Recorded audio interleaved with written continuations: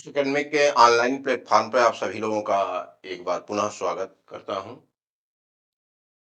आज मैं आप लोगों को टीईटी का 2022 का प्राथमिक स्तर का पेपर सॉल्व कराऊंगा। यह पेपर सॉल्व करना आप लोगों के लिए अत्यंत उपयोगी सिद्ध होगा, क्योंकि आप इससे देखेंगे कि पेपर का नेचर कैसा है। अभी आप लोगों ने सीटी सीटीईटी का पेपर दिया होगा। उसके और टीईटी के पेपर में बहुत बेसिक डिफरेंट है। उसका जो प्रकृति है आपका कंसेप्चुअल होता है और इसका प्रकृति आपका सूचनात्मक होता है। तो निश्चित रूप से पेपर सॉल्व करना आपके लिए मील का पत्थर साबित होगा। और आज मैं यह 2022 का प्राथमिक स्तर का पेपर लेकर आया हूं और इसको मैं सॉल्व कराऊंगा और यह आप लोगों के लिए बहुत अत्यंत उपयोगी सिद्ध होगा। तो देखिए, इसमें पहला प्रश्न ही इस तरीके का पूछा गया है कि युत्सा है। तो युत्सा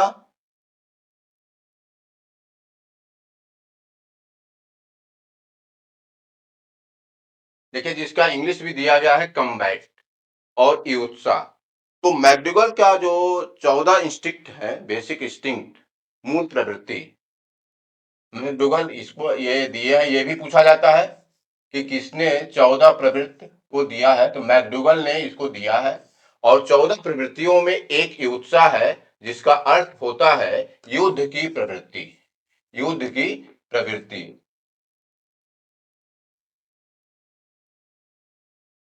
तो यह आपका एक देखिए, इमेजिनेशन ये नहीं है, आपका इमोशन ये नहीं है, और देखिए इंस्टिंक्ट। तो ये दो प्लस ये इसका जो ऑप्शन सी है वह उत्तर होगा मूल प्रवृत्ति, और इसको दिया है मैकडूगल ने। तो मैकडूगल, और ये संख्या में कितना है 14। तो आपको देखिए, ये 3 प्रश्न आपको पूछा जाता है। एक तो युत्सा क्या है, तो ये युत्सा एक मूल प्रवृत्ति है। किसने दिया है, तो मैकडूगल ने दिया है। कितनी संख्या में ये मूल प्रवृत्तियां हैं, तो ये है 14। और 14 को, या जैसे इसमें काम भावना है, इस तरीके का उसमें प्रवृत्तियां हैं। तो 14 प्रवृत्तियों को आपको एक नजर रखना पड़ेगा, जिससे आपके ऑप्शन में जब आएगा तो उसको आप कर सकें। बैंकों के सामाजिक विकास को प्रभावित करने वाले तत्व है। तो देखिए, ये प्रश्न बहुत अत्यंत आसान है। और पहला, ये सामाजिक विकास को प्रभावित करने वाले तत्व। तो देखिए, पहला दिया है फिजिकल एलिमेंट्स, और देखिए देखिए सोशल इन्वायरमेंट एलिमेंट्स, सामाजिक पर्यावरण तत्व, आर्थिक तत्व, वंशानुगत तत्व। तो देखिए, इसमें डिस्ट्रक्टर ही इस तरीके से बनाया गया कि बहुत आसानी से आप इसका उत्तर दे सकते हैं, और इसका उत्तर होगा आपका बी। देखिए, सोशल इन्वायरमेंट जो है ये प्रभावित करने वाला आपका तत्व है, क्योंकि factors affecting the social development, social development की बात, और इसमें सोशल इन्वायरमेंटल एलिमेंट और सब आपको देखिए, फिजिकल ये शारीरिक तत्व, आर्थिक तत्व, वंशानुगत तत्व, थोड़ा बहुत आपका ये सब भी, ये वंशानुगत मतलब इसका सेकेंडरी है, लेकिन ये सोशल इन्वायरमेंट इसका एकदम एग्जैक्ट आंसर होगा। और इसके यह इसका उत्तर होगा आपका ऑप्शन बी। अब तीसरे क्वेश्चन पे चलते हैं, जिसका देखिए ये दिया गया है आपका कि शारीरिक विकास का एक प्रमुख नियम निम्न में से कौन सा है। Which of the following is a primary law of physical development. तो देखिए, कुछ लॉज है जिसमें आपको इसमें law of rapid growth, law of irregular development, law difference from mental development, और law of relation from imagination and emotional development. तो ये देखिए, पूछा which of the following is primary law of physical development. तो physical development का ये पहला जो नियम है, लॉ ऑफ रैपिड ग्रोथ, द्रुतगामी विकास का सिद्धांत। और सब इसमें देखिए किस तरीके से दिया है कि देखिए, अब आप यहां देखिए, ये इमोशनल डेवलपमेंट की बात कर रहा है, तो ये आप, इसका आंसर ये हो नहीं सकता। Law of difference from mental development की बात करता है, इसलिए इसका आंसर ये नहीं हो सकता। और लॉ ऑफ इरेगुलर डेवलपमेंट, ये इरेगुलर डेवलपमेंट, प्राइमरी लॉ में इरेगुलर डेवलपमेंट नहीं आता है, इसलिए इसका लॉ ऑफ रैपिड ग्रोथ, द्रुतगामी विकास का नियम ही इसमें सही उत्तर होगा। अब आइए अगले प्रश्न पे। निम्नलिखित में से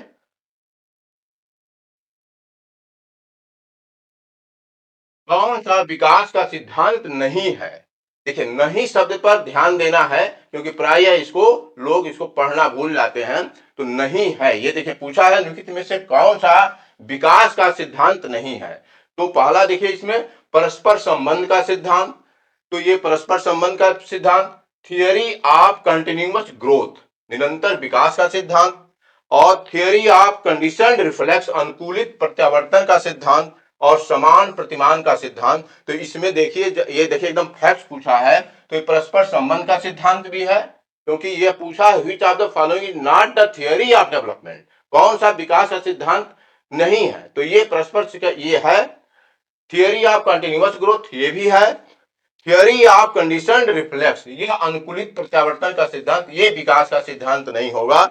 और इसका उत्तर इसके अनुसार सी होगा, क्योंकि यह सिद्धांत पूछा है नहीं है, तो यह विकास का सिद्धांत नहीं है। और थियरी ऑफ यूनिफॉर्म पैटर्न, समान प्रतिमान का सिद्धांत, तो जब भी आप कोई भी साइकोलॉजी का बुक पढ़ेंगे तो उसमें कुछ ये सिद्धांत दिए गए हैं, उस सिद्धांत में से ये पूछा कौन सा सिद्धांत नहीं है, तो ये थियरी ऑफ कंडीशनड रिफ्लेक्स, अनुकूलित प्रत्यावर्तन का सिद्धांत, ये विकास का सिद्धांत नहीं है। अब अगले प्रश्न पे,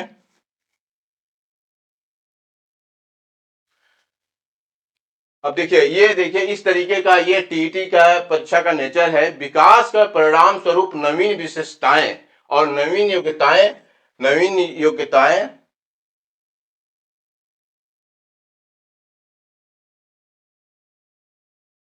होती हैं, यह कथन किसने दिया है। तो यह एकदम याद करना पड़ेगा, विकास के परिणाम स्वरूप नवीन विशेषताएं और नई योग्यताएं प्रकट होती हैं, यह कथन किसने दिया है। तो ये मेरिडिस का नहीं है, हर्लाक का ये कथन है, ये आपको याद करना होगा। और कुछ इसमें देखिए, जब भी इस तरीके का प्रश्न पूछा जाए तो आपको कीवर्ड आपको बनाना होगा उसके अनुसार, कि विकास के परिणाम स्वरूप क्या है, नवीन विशेषताएं और नवीन योग्यताएं, ये कीवर्ड्स आप तैयार रखेंगे। और पूरा आपको स्टेटमेंट याद करने की आवश्यकता नहीं है, केवल कीवर्ड तैयार रखेंगे, किसमें कीवर्ड क्या क्या है, तो आपको ये एकदम बिल्कुल आप पकड़ सकते हैं, क्योंकि उसमें ऑप्शन दिया जाता है। तो ये हर्लाक का स्टेटमेंट है कि विकास के परिणाम स्वरूप नवीन विशेषताएं और नवीन योग्यताएं प्रकट होती है।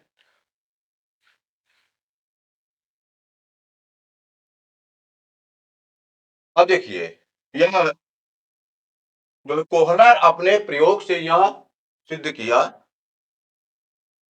कोहलर अपने प्रयोग से यह सिद्ध करना चाहते थे कि, तो देखिए कोहलर जो है, कोहलर एंड कोफ्ता, ये आपका ये सूझ का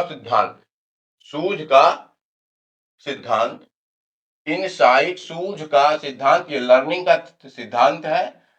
और यह गेस्टाल्टिज्म या गेस्टाल्टवाद, गेस्टाल्ट एक जर्मन शब्द है जिसका होता है अर्थ समग्र। और इसका टीचिंग मैगजीन होता है फ्रॉम होल टू पार्ट, तो इससे संबंधित है, फ्रॉम होल टू पार्ट।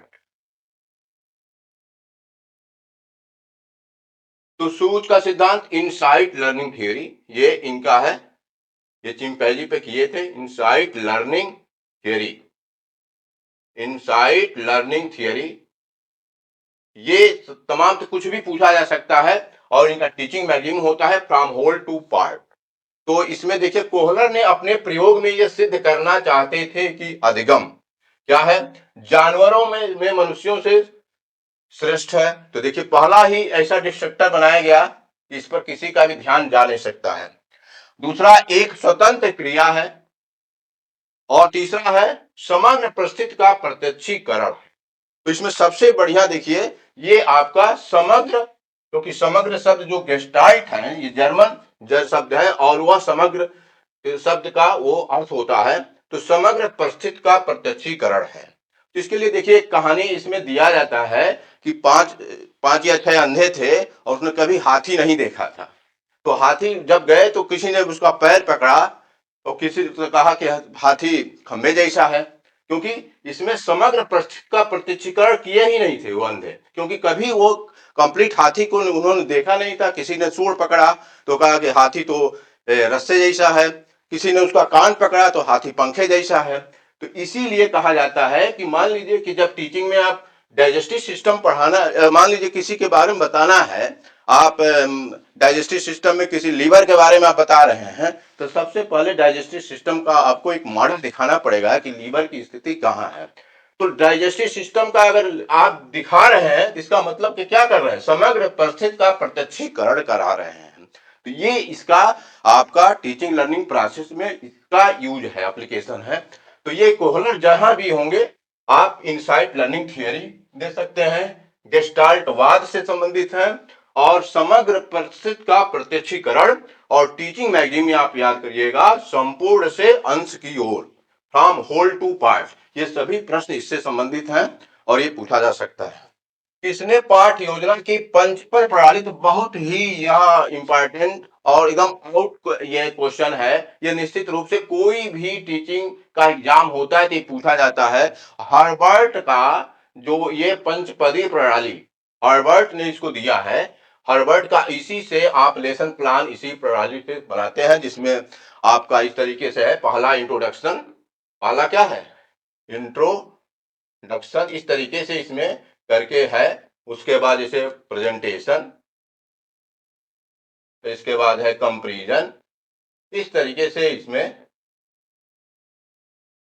और इसके बाद अंत में आपका इवैल्यूएशन, इस तरीके से पंचपदी प्रणाली। और इसी से आपका इंट्रोडक्शन, जैसे मतलब पहला देखिए, जैसे इंट्रोड्यूसिंग है लेसन का टीचिंग स्किल होता है, सेट इंडक्शन मेथड, ये स्किल, उसी तरीके से आप कैसे पाठ को प्रस्तुतिकरण करते हैं, उसको अंत में ये जब क्लोजिंग करना होता है तो हम बताते हैं। जैसे मान लीजिए कि सिमिलर ट्रायंगल पढ़ा रहे हैं, तो आप पहले से कांग्रुएंट ट्रायंगल पढ़ाया है, तो सिमिलर ट्रायंगल से कम इसका कांग्रुएंट ट्रायंगल से हम इसका कंपैरिजन करते हैं। तो ये लास्ट में अंत में इवैल्यूएशन, इवैल्यूएटरी आपका क्वेश्चन पूछते हैं, जो आपका रिकैपिचुलेटरी क्वेश्चंस, जो इवैल्यूएशन का पार्ट है। तो ये पंचपदी प्रणाली आज भी ये लागू है, हार्वर्ड ने दिया था, एकदम बिल्कुल आपको याद करना है। हार्वर्ड और पंचपदी प्रणाली एक दूसरे के सिनोनिम्स, जैसे आपको पंचपदी प्रणाली, हार्वर्ड।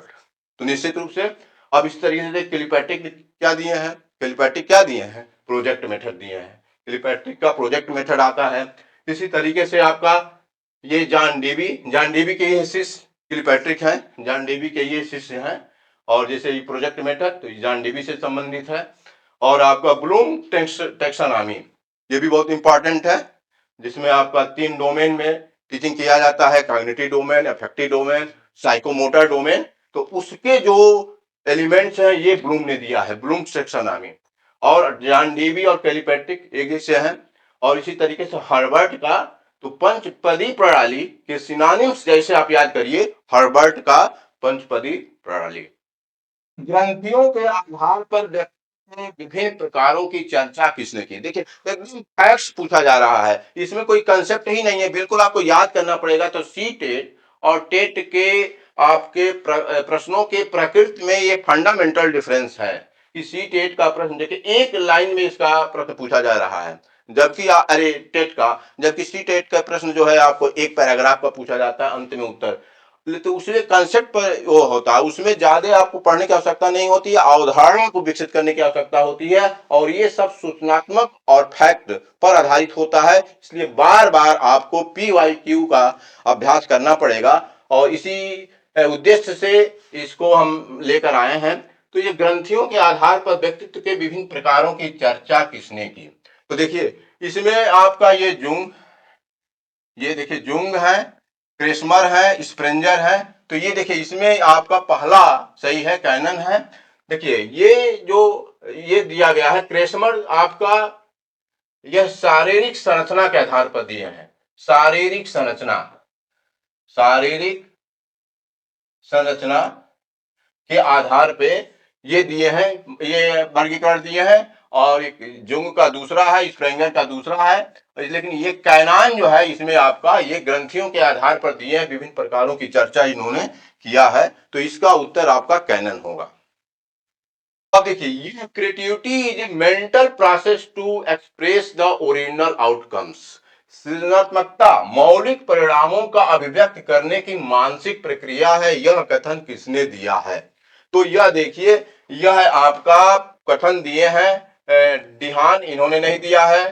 ये ड्रेवल इन्होंने नहीं दिया है, कोल एंड ब्रूस इन्होंने क्रो एंड क्रो का है। ये सृजनात्मकता मौलिक परिणामों का अभिव्यक्ति करने की मानसिक प्रक्रिया है।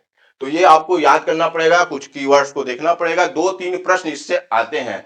इसमें और कुछ बताना नहीं है, कीवर्ड्स पर ध्यान देकर इसको आपको याद करना है कि किस तरीके से हम इसको पहचान लें कि ये क्रो एंड क्रो ने दिया है।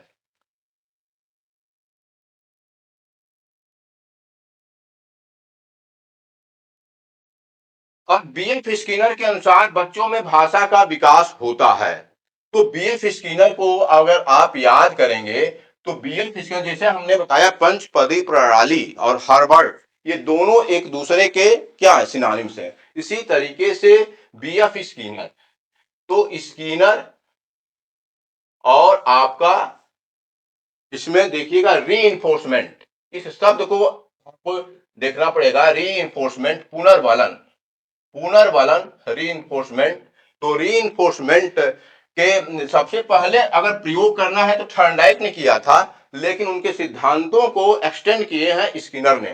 तो इसमें आपको as an outcome of imitation and reinforcement, तो देखिए एक यहाँ आया है और फिर इसके बाद भी आपको देखना पड़ेगा क्योंकि यह अकेले नहीं आया है, इमिटेशन के साथ आया है। As an outcome of maturity, परिपक्वता के फलस्वरूप, जन्मजात क्षमताओं का फलस्वरूप, इनबॉर्न कैपेबिलिटी, और व्याकरण में प्रशिक्षण के फलस्वरूप। तो ये सब तो दिया ही है। आप देखिए रीइंफोर्समेंट जो शब्द है, जिस तरीके से इसको आप स्किनर के आपको सिनोनिम समझना है कि रीइंफोर्समेंट, और इस पर मेरा वीडियो भी है, उसका शेड्यूल ऑफ रीइंफोर्समेंट, किस तरीके से रीइंफोर्समेंट कब देना चाहिए और कौन सा रीइंफोर्समेंट और किस समय उसको देना चाहिए, कितना देना चाहिए, इसकी मात्रा पर भी निर्भर करता है इसका इफेक्टिवनेस, प्रभावशीलता।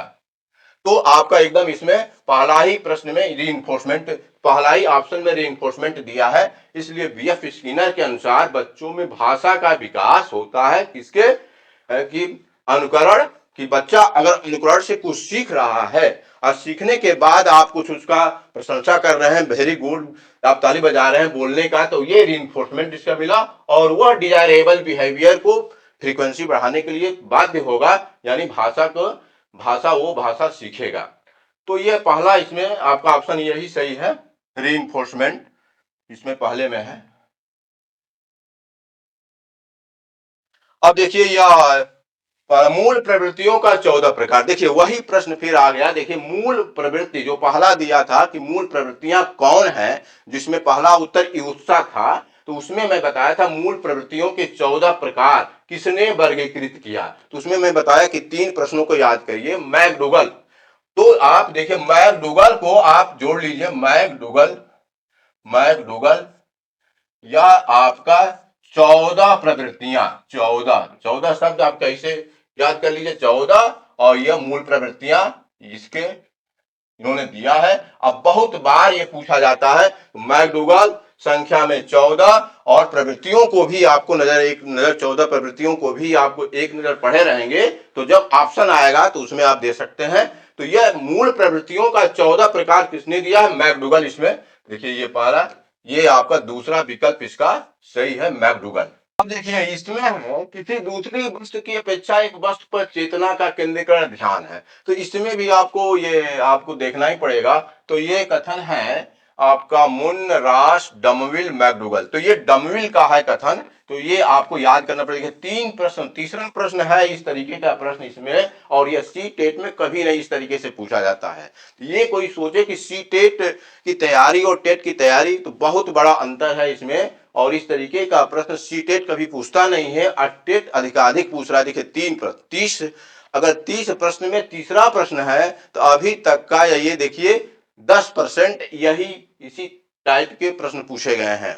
तो किसका है, तो ये आपको थोड़ा सा कीवर्ड्स की सहायता से इसको याद करना पड़ेगा। और इसको डमविल ने दिया है, किसी दूसरी वस्तु की अपेक्षा एक वस्तु पर चेतना का केंद्रीकरण ध्यान है, अटेंशन का डिफिनेशन है ये।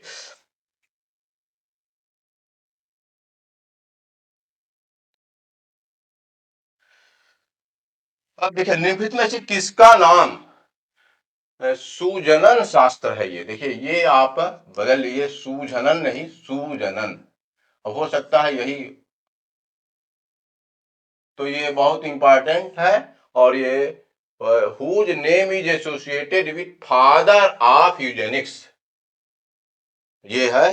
तो ये गाल्टन, इसमें एकदम वही तरीके से जैसे 14 प्रवृत्तियों को मैकडोगल आप याद कर रहे हैं, उसी तरीके से सुजननिकी के यानी फादर ऑफ यूजेनिक्स यानी उसके जो पिता हैं वो है क्या है, गाल्टन। तो ये गाल्टन एकदम बिल्कुल ये एकदम आउट क्वेश्चन है। सभी लोग इसको अगर कोई भी तैयारी करेगा तो जानेगा कि ये सुजनन शास्त्र के पिता कौन है, तो ये है गाल्टन।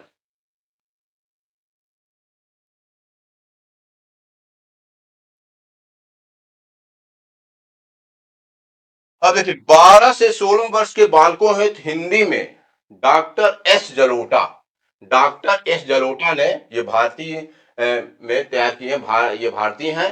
कौन सा परीक्षण प्रतिपादित किया, तो ये बुद्धि परीक्षण इन्होंने दिया है। और यह एक सामूहिक परीक्षण दिए हैं। देखिए सामूहिक मतलब आप इसको समूह में आप इसको प्रशासित कर सकते हैं, एडमिनिस्टर कर सकते हैं। तो यह होगा आर्मी अल्फा टेस्ट नहीं है, यह है सामान्य मानसिक योग्यता परीक्षण। यह है, ये देखिए सामान्य मानसिक योग्यता परीक्षण, ये इसका उत्तर होगा। और इसको याद करना 12 से 16 वर्ष के बालकों के हिंदी में, देखिए हिंदी में दिए हैं। और यह देखिए भारत में ये डॉक्टर एस जलोटा, तो आपको याद करना पड़ेगा यह है सामान्य मानसिक योग्यता परीक्षण। इसका सेकंड ऑप्शन इसका सही है। अब बुद्ध के दीपारिक सिद्धांत, देखिए यह बहुत इंपॉर्टेंट है और यह बहुत आउट क्वेश्चन आपका टू फैक्टर थ्योरी, यह जो है स्पीयरमैन ने दिया है। और स्पीयरमैन एक जनरल और स्पेसिफिक दो फैक्टर पे इन्होंने दिया है, काम किया है, जनरल और स्पेसिफिक, यह विशिष्ट और सामान्य। तो यह टू फैक्टर थ्योरी स्पीयरमैन का है। और इस तरीके से उनके सभी सिद्धांत आपको एकदम इसको याद करना पड़ेगा। इसी तरीके से आपका थर्स्टन ने दिया है, थॉर्नडाइक ने भी दिया है। तो ये आपको ये स्पीयरमैन ने बुद्ध का द्विकारक सिद्धांत, 8-10 सिद्धांत है, सबका नाम बस याद करना पड़ेगा कौन किसने दिया। तो ये निश्चित रूप से इस एक दो प्रश्न इससे होता ही है। पूर्व अनुभव के आधार पर संवेदना को अर्थ प्रदान करना कहलाता है। पूर्व अनुभव के आधार पर संवेदना संवेदना को अर्थ प्रदान करना कहलाता है। तो ये आपका देखिए स्मृति ये नहीं है, आपका परसेप्शन ये आपका उत्तर होगा। और यह एक परसेप्शन प्रत्यक्षीकरण ये भी साइकोलॉजिकल टर्म है, जिसका डिफिनीशन ही यही है कि पूर्व अनुभव के आधार पर संवेदना को अर्थ प्रदान करना कहलाता है प्रत्यक्षीकरण। तो ये आपका बी इसका उत्तर होगा, बी ऑप्शन इसका सही है।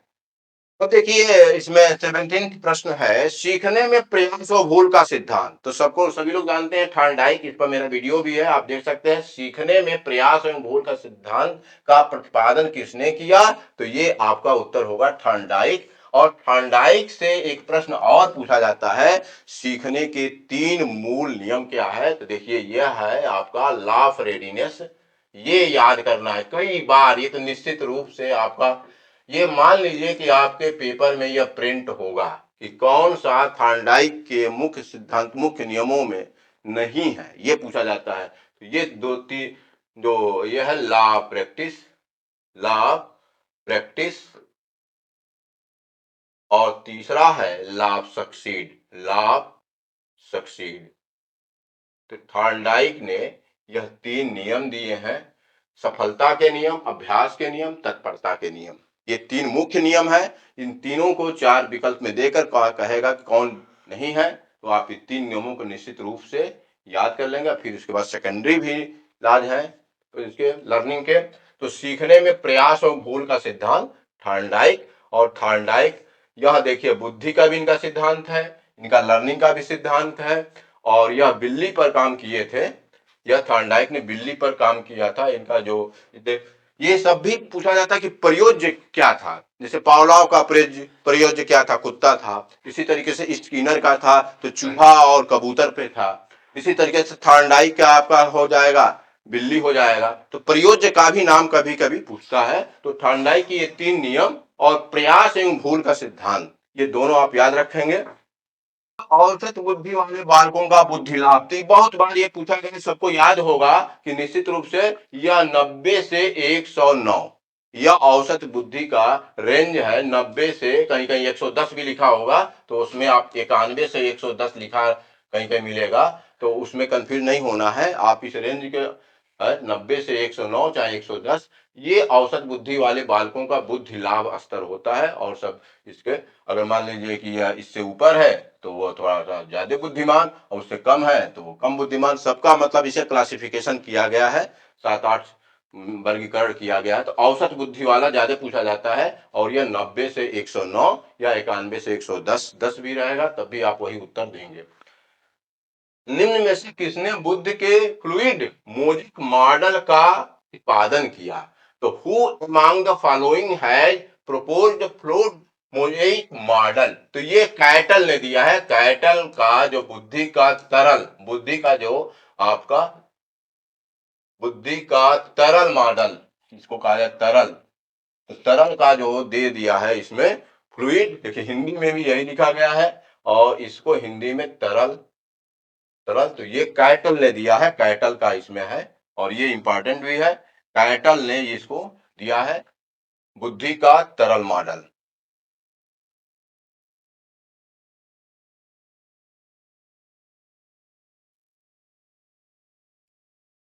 अब क्रिया प्रेरित अधिगम सिद्धांत का प्रतिपादन किसने किया? बहुत आसान प्रश्न है ये। क्रिया प्रेरित ऑपरेंट कंडीशनिंग थियरी, तो यह है आपका स्किनर का है, स्किनर का। तो इसी तरीके से आपको जैसे हल का है रीइंफोर्समेंट थियरी है, इसी तरीके से थार्डआई का है आपका प्रयास एवं भूल का सिद्धांत है, और ऑपरेंट कंडीशनिंग इनका है, और क्लासिकल कंडीशनिंग आपका पावलाव का है। तो ये याद रखना पड़ेगा। ये इस तरीके के प्रश्न इसमें अधिकांश प्रश्न आपका ये पूछा जा रहा है एकदम तथ्यात्मक। अब ब्लू प्रिंट निम्न में से किसका महत्वपूर्ण घटक है? तो यह प्रश्न देखिए, यह प्रश्न अब ये पूछा गया है, यह आपका मेजरमेंट एंड इवेल्युएशन से ये पूछा गया है, कैसे पेपर क्वेश्चन पेपर कैसे तैयार किया जाता है। ब्लू प्रिंट उसी से संबंधित आपकी शब्दावली है ब्लू प्रिंट। तो ब्लू प्रिंट आपका परीक्षा प्रशासन, आइए देखते हैं, परीक्षा वैधता, परीक्षा निर्माण, देखिए यह टेस्ट का जो है, टेस्ट पेपर जो तैयार करते हैं उसमें एक चरण ब्लू प्रिंट का होता है। तो सभी लोगों ने, जैसे हम लोग जब बीएड में थे तो अचीवमेंट टेस्ट तैयार किए थे, तो उसमें ब्लू प्रिंट शब्द कई बार आया था कि ब्लू प्रिंट इसका। तो ब्लू प्रिंट में क्या होता है कि किस टॉपिक से, अगर टॉपिक के अंदर सब टॉपिक है तो किस सब टॉपिक से कितने प्रश्न देने हैं, सब उसका एक जगह उनका ब्यौरा लिखा जाता है, उसी को कहा जाता है ब्लू प्रिंट।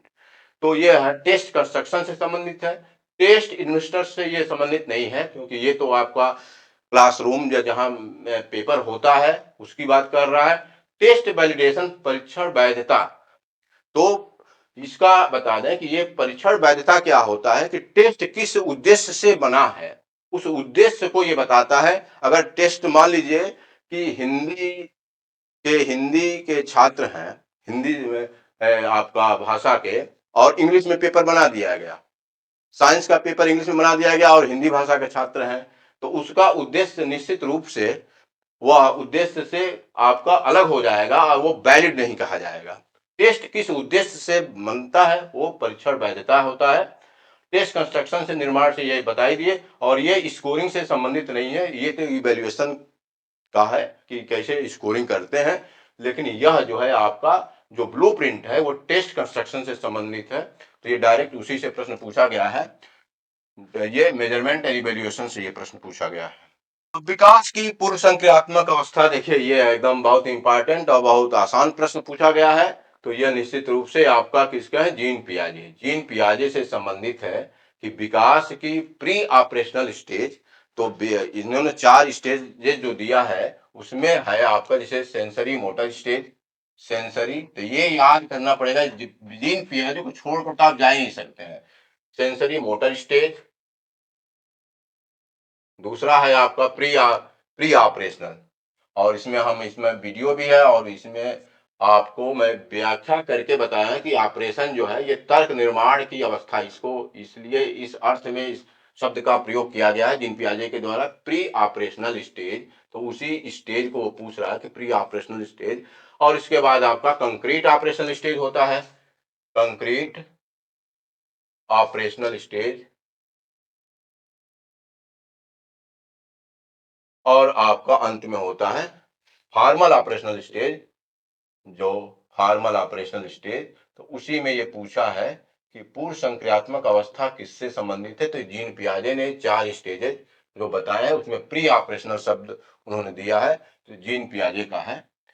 और इसके बाद कोहलर आपको बता दिए थे, स्किनर आपका ऑपरेंट कंडीशनिंग, और ब्रूनर भी इसमें जीन पियाजे से ही, जिस तरीके से जीन पियाजे ने सिद्धांत दिया है उसी तरीके से ब्रूनर ने भी सिद्धांत दिया है।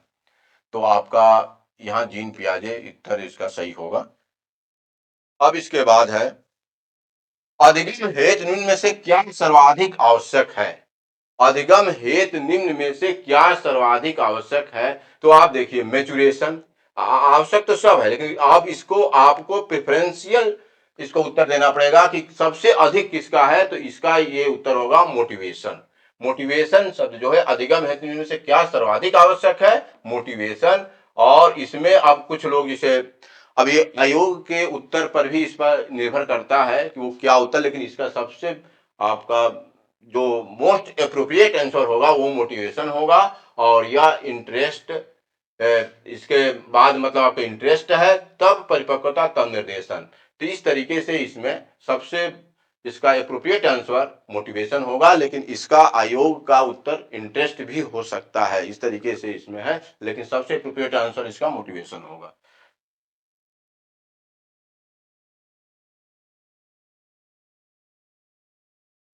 अब इसके बाद देखिए ये आसान क्वेश्चन, शैशव काल का समय है जन्म से 6 वर्ष नहीं, जन्म से 2 वर्ष। ये आपका शैशव काल जो इन्फेंसी ईयर होता है वह होता है फ्रॉम बर्थ टू 2 इयर्स। जो जीन पियाजे के सेंसरी मोटर स्टेज, जो पहला सेंसरी मोटर स्टेज होता है उससे कंपेयर किया जाता है, तो जन्म से 2 वर्ष, ये इसका उत्तर सही होगा।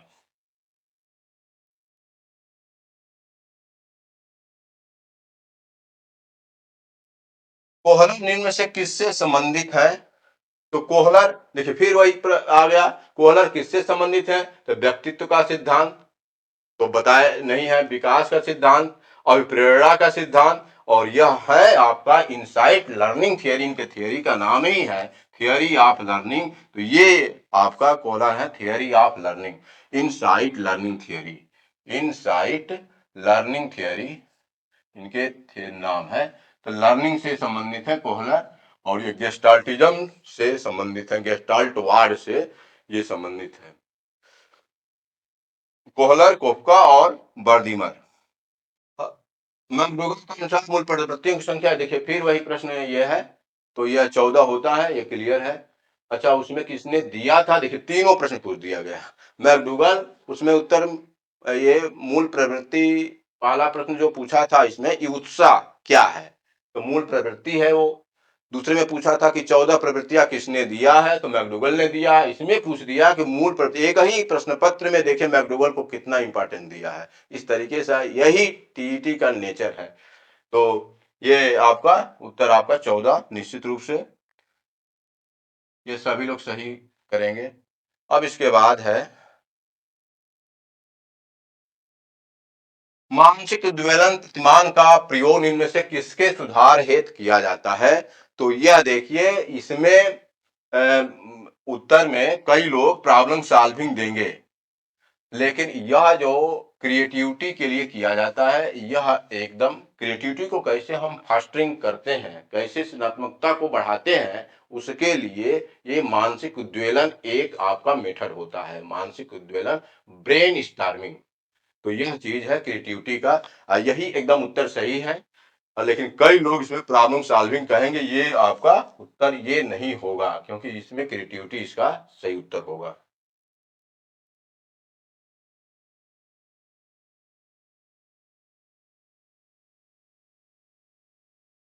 निम्न से किसके प्रयोग में कुत्ता एक विषय था। देखिए इतना आसान प्रश्न, देखिए तो कुत्ता किसका प्रयोज्य था। तो ये सब लोग जानते हैं पावलाव का था।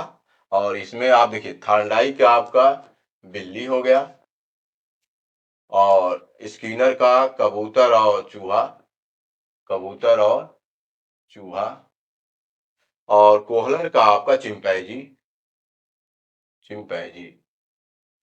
तो यह सबके प्रयोज्य का नाम, पावलो पावलाव का था इसमें कुत्ता।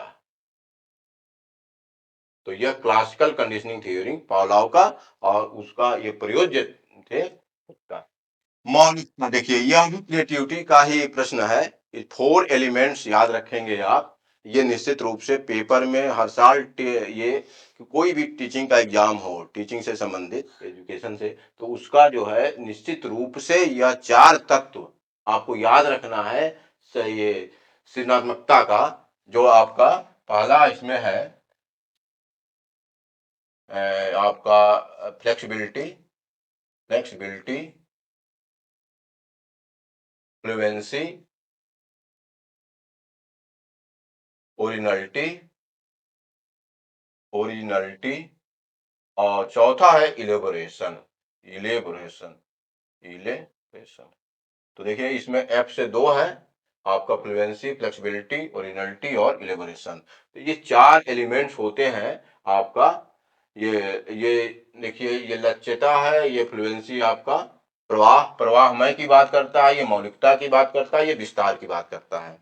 तो ये 4 तत्व हैं। चाहे किसी भी आपके क्रिएटिविटी के लिए 4 मौलिक तत्व की आवश्यकता होती है, जिसमें एफ से 2 देखिए है ओरिजिनलिटी, इलेबोरेशन। तो इसी में देखिए मौलिकता, नम्यता। अच्छा इसमें फ्लेक्सिबिलिटी के लिए आपका लचीलापन भी दे सकता है, नम्यता भी दे और प्रवाह। तो देखिए 3 ही इसमें दिया है और चौथा इसमें विस्तार होता है, ये विस्तार, इलेबोरेशन। तो इसको भी याद करना है, विस्तार। तो इसमें 3 ही तत्व इसमें दिया है और यह उत्तर आपका बी होगा। इस तरीके से आप तैयारी करें और पेपर सॉल्व जरूर करें। पेपर सॉल्व करेंगे तभी टीईटी के प्रश्नों का प्रकृति आपको मालूम होगा कि किस तरीके के जैसे तैयारी करेंगे। अगर आप सीटेट से इसकी तुलना करेंगे तो आपको समझ में आएगा कि सीटेट की तैयारी कैसे किया जाए और ये टेट की तैयारी। तो टेट के लिए चूंकि अभी आपकी इसकी सूचना जारी हुई है और यह एग्जाम नजदीक है और पेपर आप सॉल्व करिए, इसीलिए इसी उद्देश्य से आपको PYQ लाया जा रहा है। Thank you very much. फिर इसको करते रहिए, फिर अगला पेपर मैं सॉल्व कराऊंगा।